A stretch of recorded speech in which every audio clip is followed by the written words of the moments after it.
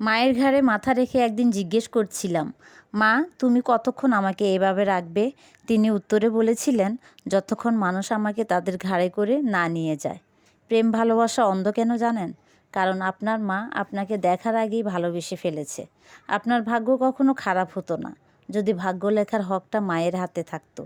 বাবা মার অবদানের পার্থক্য মাত্র একটাই, মায়ের অবদান বেঁচে থাকতে বোঝা যায় আর বাবার অবদান চলে যাওয়ার পরে বোঝা যায়।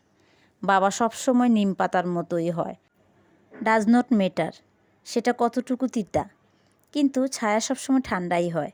মা যেটা রান্না করুক না কেন রাগ না করে খেয়ে নেবেন, কারণ এই পৃথিবীতে এমনও মানুষ আছে কারো মা নেই, আবার কারো খাবার নেই। আপনি তাদের থেকে অনেক ভাগ্যবান।